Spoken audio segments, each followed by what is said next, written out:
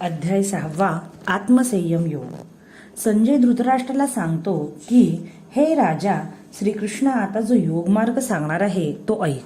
ब्रह्मरसाचे हे पक्वान्न भगवंतांनी अर्जुनासाठीच तयार केले आहे.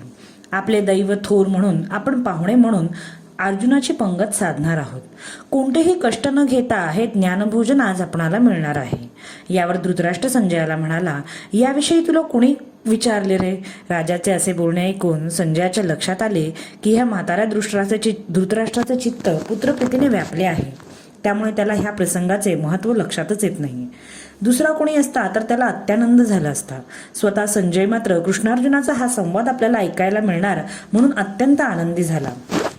संजय मोठ्या आदरयुक्त वाणीने त्या संवादाचा आशय आता धृतराष्ट्राला सांगेल. ज्ञानदेव श्रोत्यांना सांगतात की 6व्या अध्यायातला हा संवाद अथांग विवेक सागर आहे. त्यात चर्चिलेला विषय आदी प्रकृतीचा आहे. क्षीरसागरातून ज्याप्रमाणे अमृत निघाले त्याप्रमाणे हा अध्याय संपन्न योगविद्येच्या भांडारातून निघाला आहे. गीतेची खरी सुरुवात इथूनच झाली आहे. मागील 4 अध्याय हे जमिनीत पेरलेले बील आहे व ही गीता वेल 6व्या अध्यायापासून अंकुरली आहे. मी हा 6वा अध्याय सर्व साहित्य गुणांनी अलंकृत करून तुम्हाला सांगणार आहे. तो तुम्ही लक्ष देऊन ऐका. माझे बोल जरी मराठी भाषेतले असले तरी प्रतिज्ञेने अमृतालाही जिंकतील अशा गोड शब्दात मी ते सांगेन. माझे सहज असे उत्स्फूर्त बोल आपल्या बलाने परतत्वाला जिंकून आणणारे आहेत आणि तरीही त्या बोलांच्या ध्वनिलहरी नाद ब्रह्माच्या संगीत लहरींपेक्षा कोमल असणार आहेत. हे बोल जेव्हा श्रोत्यांच्या चित्तात आपला आशय पोहोचवतील तेव्हा पंडितांची सभा सुद्धा आश्चर्यचकित होईल. त्या बोलांचे रसमाधुर्य श्रोत्यांच्या कानांना आनंदवणारे असेल तरी श्रोत्यांना ते बोल आपणहून गुणगुणावे वाटतील. ज्याप्रमाणे एकटा सूर्य सर्व जगाच्या व्यवहाराला प्रवृत्त करतो त्याप्रमाणे शब्दांचा व्यापकपणा अलौकिक आहे आणि तो जो त्यांचा अर्थ जाणणारा आहे त्याला तर ते शब्द चिंतामणीसारखेच वाटतील. मोक्षाचे पक्वान्न भरून मी ही ज्ञानाची ताटे वाढणार आहेत. जे निष्काम झाले आहेत त्यांच्यासाठी ती आहेत. जो कोणी एका श्रवणेंद्रियाशिवाय बाकी 4 इंद्रियांना आपल्या ताब्यात ठेवेल त्यालाच हा लाभ घडेल. श्रोत्यांनी शब्दाच्या मुळाकडे जाऊन हा गीतार्थ समजून घ्यावा. चित्तावर साठलेले पूर्वसंस्कार काढून टाकावेत आणि आनंददायी अशा परतत्वाच्या राशीवर जाऊन बसावं.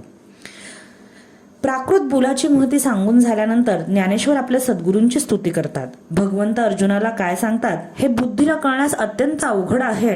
ते शब्दात मांडता येण्यासारखे नाही.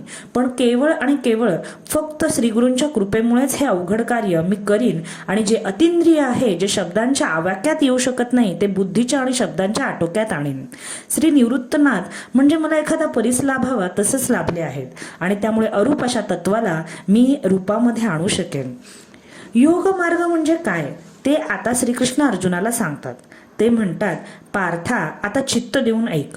कर्म संन्यासी आणि कर्मयोगी हे वेगवेगळे आहेत असे तू मानू नकोस. एकाच पुरुषाला ज्याप्रमाणे एकापेक्षा अधिक नावाने ओळखले जाते त्याप्रमाणे कर्मयोगी आणि कर्मसन्यासी ही 2 वेगळी नावे आहेत. जो पुरुष फलांची आशा न करता कर्म करतो त्याला जाणकार पुरुष योगी मानतात. स्वधर्माचरण करताना त्या पुरुषाला मी कर्मचरणांचा करता आहे ह्याची जाणीवही नसते आणि तो फलाविषयी पूर्णपणे अनासक्त असतो. तो पुरुष नुसता योगी नसून योगीश्वर आहे. पण ज्याचे मन वासना रहित झाले नाही त्याने जरी कर्माचरणे टाकली तरी मी कर्माचरण टाकली ह्या भावनेचं ओझच तो हात असतो. स्वधर्म पालन आणि उदार निर्वाह यांसाठी करावी लागणारी पूर्ण कर्मे जो पूर्ण निरीच्छ राहून करतो तोच योगी असतो. पार्था, अशा प्रकारे योगरूप पर्वताच्या माथ्यावर जाण्याची ज्याला इच्छा असेल त्या साधकाने यम नियम ज्या ठिकाणी आहेत त्या ठिकाणी म्हणजे योगरूप पर्वताच्या पायथ्यापाशी यावे. हा पर्वत चढण्यासाठी आसनांची पाऊलवाट करावी. अति अवघड असा प्राणायाम साधून त्या पाऊलवाटाने प्रत्याहाराचे पठार गाठावे. दृढ वैराग्य आचरून ही पाऊलवाट चालावी म्हणजे प्रवास अर्धवट सोडावा लागत नाही. वैराग्य नसेल तर ही पाऊलवाट चढणं बुद्धिवंतांनाही शक्य नाही. धारणेपर्यंतची वाटचाल सहज होते. साध्य आणि साधन एक होतात. त्या ठिकाणी मार्गाची धाव आणि प्रकृतीची हाव संपते. साधकाचं मन स्वच्छ होतं आणि आनंदमग्नतेच्या समाधीत ते राहू लागतं. अशा पुरुषाची लक्षणं आता मी तुला सांगतो. त्याला आत्मज्ञान झालेलं असतं. सुखदुःखांशी झगडताना त्याचं मन जागं होत नाही. त्याच्या अंतःकरणात फलाच्या उद्देशाची इच्छाच नसते. तो झोपलेल्या स्थितीप्रमाणे उदासीन असतो. त्यालाच खरा योग साधलाय असं तू समज. हे ऐकून अर्जुनाला फार नवल वाटलं आणि तो भगवंतांना विचारतो, ते योगाला अशी योग्यता कोण देतं बरं, ते मला सांगा. यावर श्रीकृष्ण हसून म्हणतात, अद्वैत स्थितीत कोण कोणाला काय देणार. धनंजया, पुरुष जेव्हा मोहाच्या गादीवर गाढ अज्ञानाने झोपलेला असतो तेव्हा त्याला जन्म मृत्यूची दुष्ट स्वप्न दिसतात. जाग आल्यानंतर ती दुष्ट स्वप्न व्यर्थ ठरतात. त्याला वाटतं आपण अमर आहोत. झोपेतील स्वप्नाप्रमाणेच खोट्या देहाचा अभिमान धरून मनुष्य आपल्या घातास कारणीभूत होतो. मनुष्याला आपले कल्याण साधायचे असेल तर त्याने आधी आपल्या अहंकाराचा नाश करावा. ज्याची बुद्धी या सुंदर भासणाऱ्या देहामध्ये गुंतून राहते त्याचा वैरी तो स्वतःच होतो. सर्वत्र आत्मतत्वच असताना बुद्धीला तसे न वाटणे हे योग्य नाही. श्रीकृष्ण म्हणतात, जो पुरुष आत्मानुभवी आहे तो पोकळ अभिमान बाळगत नाही. मनातील संकल्प नाहीसे झाल्यावर जीवाचे ब्रह्मत्व सहज सिद्ध होते.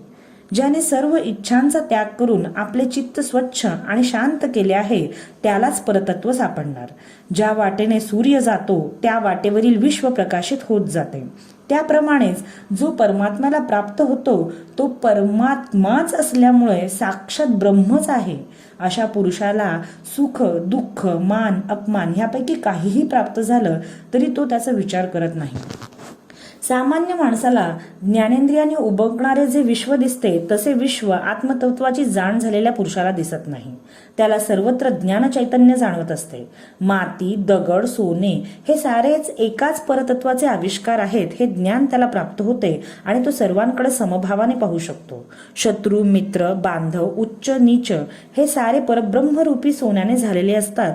म्हणून तो ह्या सर्वांकडे समभावाने पाहून वेगवेगळे अलंकार आहेत हे न बघता सगळीकडे सोनं आहे हे मूळ तत्व तो बघतो. अशा योगेश्वराची भेट होणं म्हणजे सर्वश्रेष्ठ तीर्थाचे स्नान होण्यासारखेच आहे. या भेटीमुळे भ्रांत पुरुषाच्या मनात ज्ञानाची लालसा उत्पन्न होते आणि योगेश्वर मात्र आत्मतत्वाच्या जाणीवेतून बोलत असतो. ज्याचे नाव तीर्थराज आहे, ज्याचे दर्शन घेतले असता अंतःकरणाला समाधान मिळते आणि ज्याच्या संगतीने अहंकाराने भ्रमित झालेल्या पुरुषाचा भ्रम दूर होऊन ब्रह्मस्वरूप होतो. ज्याच्या हृदयामध्ये कधीही मावळणारा ज्ञानसूर्य उदय पावला आहे तो नेहमीच ब्रह्मांडात राहतो. अशा प्रकारे श्रीकृष्णाने साधूंची मुख्य लक्षणे सांगितली. जो सर्व ज्ञानी लोकात श्रेष्ठ आहे, पाहणाऱ्यांच्या दृष्टीचा प्रकाशक आहे आणि त्याच्या केवळ संकल्पानेच विश्वाची रचना होते. प्रणवाने ज्ञानयुक्त झालेले वेद भगवंतांच्या गुणसमूहांचे वर्णन करू शकत नाहीत. भगवंतांनी ज्ञानवंतांचे गुणवर्णन करणे मध्येच सोडले आहे आणि आता ते दुसराच मुद्दा सांगत आहेत. भगवंतांना वाटलं असेल की जर ज्ञानवंतांचं वर्णन लांबवलं तर हा अर्जुन नुसतं वर्णन ऐकूनच ज्ञानवंत होऊन आत्मानंदात बुडून जाईल, तो अर्जुन उरणारच नाही. ही ब्रह्मविद्या द्वैताचा नाश करते, ती जर स्पष्ट केली तर आपला प्रियकर असा जो अर्जुन त्याची प्रीती नाहीशी होईल. मग भगवंताला आलिंगन कोण देणार? मन मोकळे करण्यासाठी कोणाशी बोलणार? प्रेमळ नजरेने कोणाकडे बघणार? अर्जुन ज्ञानानंदी झाला तर माझा आणि त्याचा प्रेमभाव कलंकित होईल. श्रोतेहो, तुम्हाला ऐकायला जरी हे विचित्र वाटलं तरी कृष्णाचं अर्जुन प्रेम हे असं सुंदर आणि विचित्र होतं. अर्जुन हा श्रीकृष्णाच्या मैत्रीचं घर आहे. सुखाने शृंगारलेले श्रीकृष्णाचे मन पाहण्याचा आरसाच अर्जुन आहे.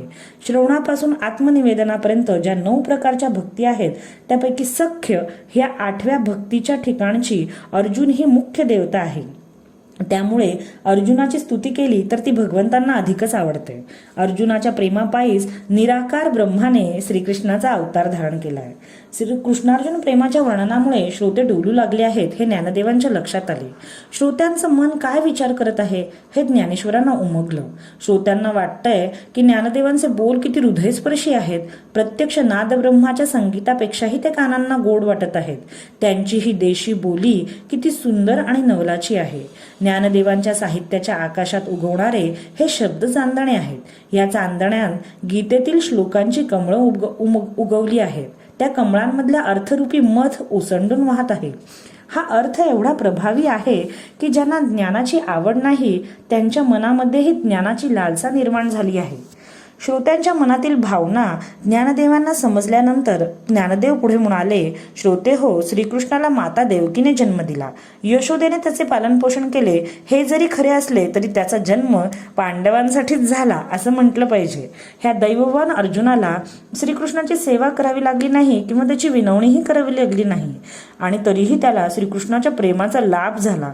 त्यावर श्रोत्यांनी ज्ञानदेवांना पुढील कथा सांगण्याची विनंती केली आणि ज्ञानदेवांनीही पुढील कथा सांगायला सुरुवात केली. अर्जुन भगवंतांना म्हणाला की देवा, ही संत लक्षणं माझ्या अंगी नाहीत. या लक्षणांचे तात्पर्य जाणण्यास मी असमर्थ आहे. तुमच्या सांगण्याने माझ्यामध्ये ती योग्यता येईल असं मला वाटतं. तुम्ही ही लक्षणे कोणाची सांगितलीत ते मला कळत नाही, पण ही योग्यता ज्याच्या अंगात असेल त्याचा आनंद वर्णनातीत असेल. त्याच्याप्रमाणेच माझ्या अंगीही अशी योग्यता येईल असं आपण काही कराल का? त्यावर श्रीकृष्ण हसून म्हणाले, हो हो, तुला आम्ही ब्रह्मरूप करू. जो ईश्वर हजारो जन्मांनी इंद्राला भेटणं सुद्धा दुर्मिळ आहे, तो अर्जुनाच्या अधीन झाला आहे. तो अर्जुनाचा शब्दही खाली पडू देत नाही. भगवंताच्या मनात विचार आला की अर्जुनाला ब्रह्म होण्याचे डोहाळे लागले आहेत, म्हणजे ह्याच्या बुद्धीच्या उदरात वैराग्याचा गर्भ राहिला आहे. त्यामुळे ह्याला मोक्षरूप फलाची प्राप्ती अगदी लवकर होणार आहे. थोडा विचार करून भगवंत अर्जुनाला म्हणाले की अर्जुना, आता मी तुला योगमार्ग सांगणार आहे. तो सर्व मार्गांचा राजा आहे, तो तू लक्ष देऊन ऐक. या मार्गाची सुरुवात प्रवृत्तीने होते आणि ह्या मार्गाचा शेवट निवृत्तीने होतो. अतीव चिंतनमग्न राहिल्यामुळे योगांना या पाऊलवाटेचे उत्स्फूर्त ज्ञान होते. हा मार्ग समजल्यावर साधक तहानभूक विसरून वाटचाल करू लागतो. महान योगी श्रीशंकर ह्या मार्गाची यात्रा अद्याप करत आहेत. पूर्वीचे महर्षीही ह्याच मार्गाने निघाले आणि ते सिद्धावस्थेला पोहोचले. या मार्गाचे वैशिष्ट्य असे आहे की ह्या मार्गावरील प्रत्येक पावलावर मोक्षाची खाण उत्पन्न होते आणि मार्गक्रमण करत असताना मरण जरी आले तरी त्या योगाला स्वर्ग सुखाची प्राप्ती होते. अर्जुना, ह्या मार्गावरील चालणे म्हणजे निश्चलपणे बसणे होय. ह्या मार्गाचे वर्णन साक्षात भगवंताच्या तोंडून ऐकल्यामुळे अर्जुनाला योगशास्त्र जाणून घेण्याची उत्कंठा निर्माण होते आणि तो उतावळेपणाने श्रीकृष्णांना विचारतो, तुम्ही मला हे योगशास्त्र कधी सांगणार आहात? यावर श्रीकृष्ण अर्जुनाला म्हणतात की मी तुला स्वतःहून हे शास्त्र सांगणार आहे. तू एवढा उतावळे होऊ नकोस. ऐक, ह्या शास्त्राच्या अभ्यासासाठी एखादे निवांत स्थान शोधावे, एखादे शिवालय बघावे किंवा एखादा मठ पाहावा. वृक्षांची सावली, स्वच्छ पाण्याचे निर्झर, मंद वारा, श्वापदांपासून सुरक्षित असे निशब्द आणि शांत स्थान असावे. अशा शिवालयात वा मठात आसन रसावे. तळात दर्भांकुर, त्यावर हरणाचे कातडे आणि कातड्याच्या मध्यावर वस्त्राची घडी ठेवावी.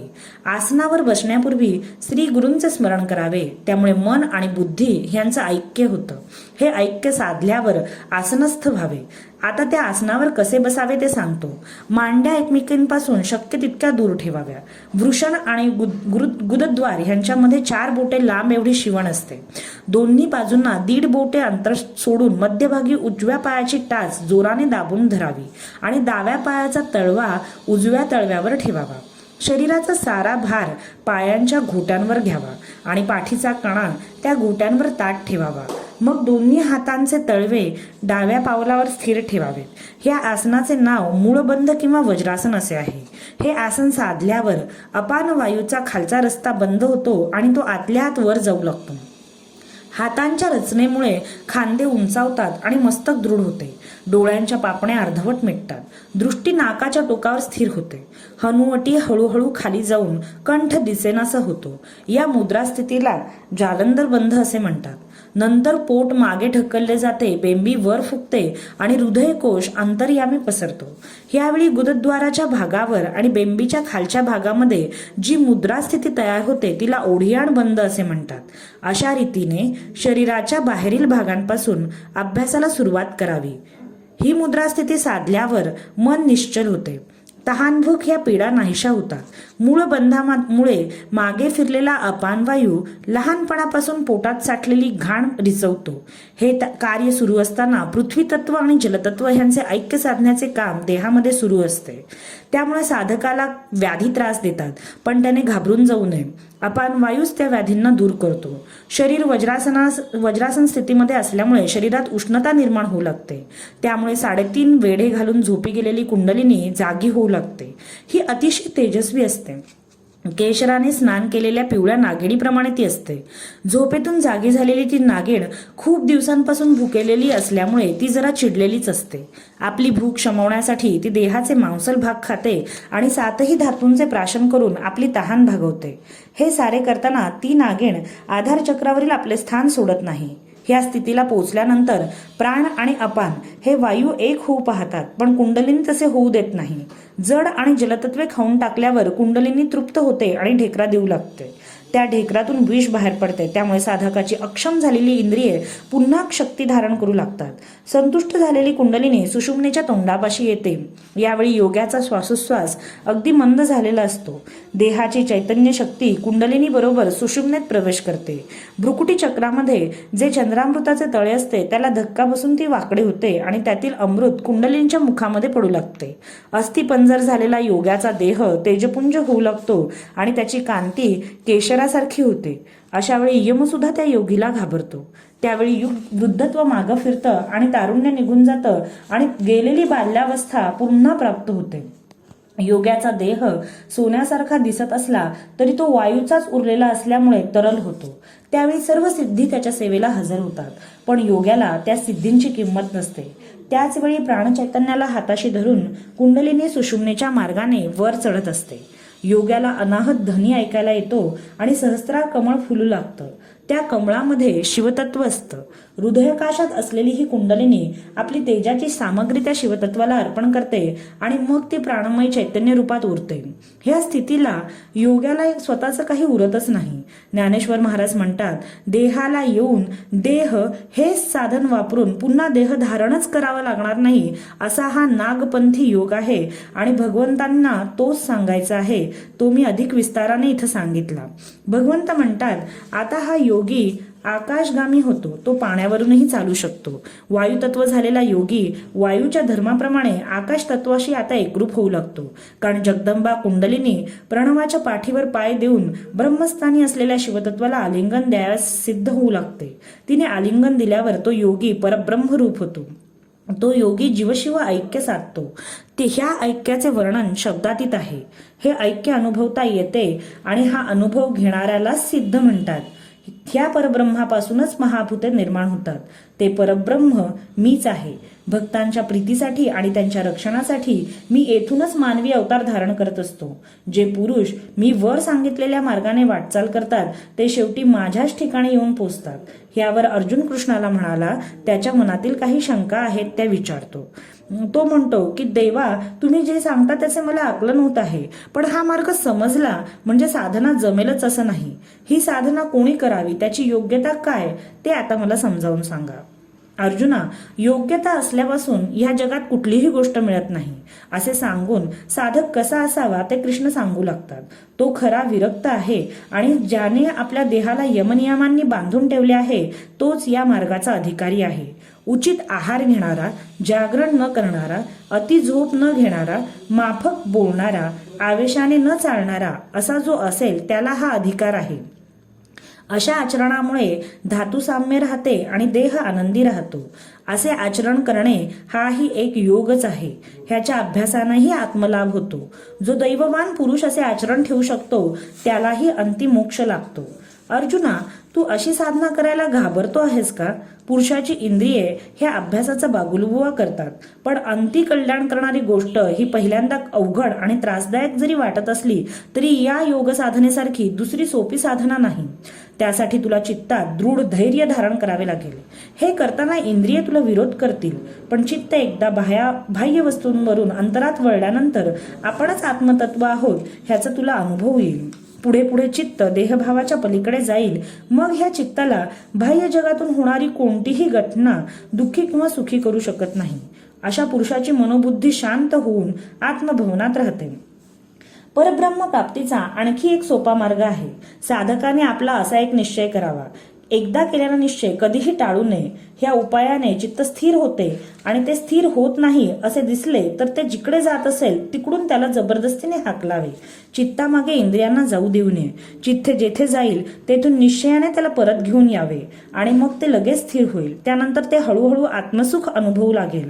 हा मार्गही अवघड वाटत असेल तर सर्व विश्व हे ईश्वर तत्वाचा पसाराच आहे हा भाव तू बुद्धीने घट्ट पकडून ठेव. त्यामुळे चित्त कुठं जरी गेलं तरी ते ईश्वर तत्वाशी संयोग पावत आहे हे तुला जाणवेल. हे साधल्यावर शुभाशुभ कर्म आणि सुखदुःख उरणार नाहीत. या वर्तनानेही आत्मसुख लागते. त्यामुळे अर्जुना तू समदृष्टीची उपासना कर. मग अर्जुन श्रीकृष्णाला म्हणतो की देवा मन स्थिर झाल्यावर साम्यावस्था प्राप्त होईल, पण मनाची वृत्ती चंचल असल्यामुळे ती प्राप्त होणं कठीणच वाटतं. मनाच्या चंचल स्वभावापुढे आमचा टिकाव लागत नाही. मन बुद्धीला छळतं, निश्चय मोडतं आणि धैर्याच्या हातावर तुरी देऊन निघून जातं. असं हे मन आपला चंचल स्वभाव कधी सोडेल का? यावर श्रीकृष्ण अर्जुनाला म्हणतात, तू जे म्हणतो ते खरेच आहे, परंतु यावर उपाय म्हणजे वैराग्याच्या आधाराने साधनेच्या मार्गाला लागावे. मनाचा निर्धार होईल असा जो उपाय आहे त्याला तू सुरुवात कर. मग ते कसे निश्चल होत नाही ते आपण पाहू. अभ्यासाने ते साध्य होईल, अभ्यासाने ते साध्य होईल, अभ्यासानेच ते साध्य होईल. यावर अर्जुन म्हणतो की देवा आपण म्हणता ते खरे आहे. योग बलापुढे मनाचे बल टिकणार नाही. पण मला एक शंका आहे. विरक्त अभ्यासी पुरुष आपले ध्येय गाठण्यासाठी मोक्षरूपी गावाला जाण्याकरता निघाला आणि भक्ती मार्गाला लागला. ह्या मार्गावर असताना त्याचा आयुष्यरूपी सूर्य जर मध्येच मावळला तर संसार आणि मोक्ष या दोन्हीलाही तो मुकतो. अशा वेळी त्याला कुठली गती प्राप्त होते? यावर भगवंतांनी फार सुंदर उत्तर दिलं. ते म्हणाले, अर्जुना ज्याला मोक्ष प्राप्तीची इच्छा आहे त्याला मोक्षच मिळणार. भक्ती मार्गाच्या वाटेवरून जात असताना तो कालवश झाला तर त्याला विश्रांती मिळते. जे सुख देवांना सुद्धा मिळत नाही त्या सुखाचा लाभ त्याला मिळतो. कंटाळा येईपर्यंत तो ते सुख भोगू शकतो. जन्म घ्यावासा वाटला की त्याला हवा असलेल्या कुलामध्ये तो जन्म घेऊ शकतो. ती कुले ज्ञानवंतांची आणि साधकांची असतात. मातेच्या उदरात असतानाच त्याला ज्ञानलाभ होत असतो. बालवयातच तो सर्वज्ञ होतो. मागच्या जन्मी देह टाकताना असलेली त्याची बुद्धी ह्या जन्मात अधिक तीव्र आणि मूलग्राही होते. अभ्यास आणि वैराग्य हे त्याचे स्थायी भाव असतात. तो आत्मसिद्धीच्या तीरावर येऊन उभा राहतो. येथे त्याला इंद्रियातीत अशा निखळ आनंदाचा लाभ होतो आणि मग तो ब्रह्ममय होतो. ही स्थिती लाभावी म्हणून अनेक साधक विविध तपे व्रते ह्यांचे आचरण करत असतात. कोणी ज्ञानयोगी होतो तर कोणी कर्मयोगी. पण साधकांचे ध्येय ब्रह्ममय स्थिती साधणं हेच असतं. अर्जुना, जीव आणि परमात्मा ह्यांच्या संगमाच्या ठिकाणी त्याच्या मनाचे एकत्व झाल्यामुळे तो देही असूनही ह्या ब्रह्ममय स्थितीला पोचतो. म्हणून याच कारणासाठी तू योगी हो असे मी तुला नेहमी सांगत असतो. योगी म्हणजे देवांचा देव माझा प्राण असे समज. त्याच्या आणि माझ्या प्रीतीचे स्वरूप वर्णनातीत आहे. तो म्हणजे प्रत्यक्ष मीच किंवा मी देह आणि तो आत्मा. अर्जुनाला पूर्वीपासूनच योगाचे ऐश्वर्य ऐकण्याची इच्छा होती. ती आता दुप्पट झाली आहे हे यदुनाथांना जाणवलं आणि त्यांना आनंद झाला आणि